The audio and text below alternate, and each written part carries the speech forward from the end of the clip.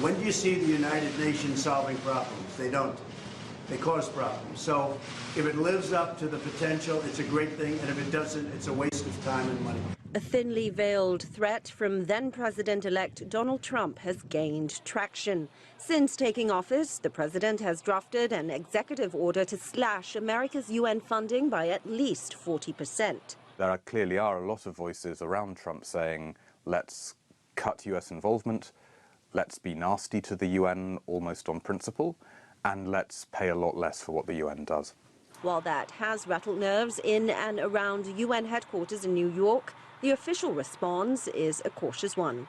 Sometimes we talk too much about things that have not happened, and when you talk too much about things that have not happened, you trigger the happening of those things.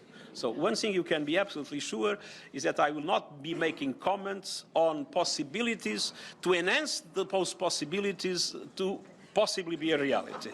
But the concerns are very real. As it stands, the U.S. provides the largest amount of money to the UN, more than 1/5 of its regular and peacekeeping budgets, plus voluntary contributions to multiple UN agencies, all amounting to billions of dollars. And if they suddenly bring this down, children are going to starve. If they cut down on the World Health Organizations, pandemics will creep around the world. Counterterrorism, peacekeeping operations, and climate change initiatives could take major hits as well. But there would also be political consequences.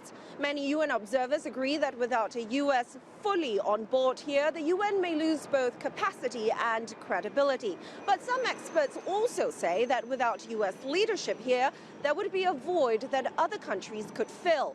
And eyes are on China. It's remarkable.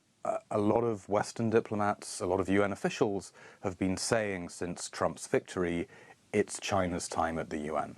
China has been investing more in the UN in recent years in terms of money, in terms of sending more troops on peacekeeping missions.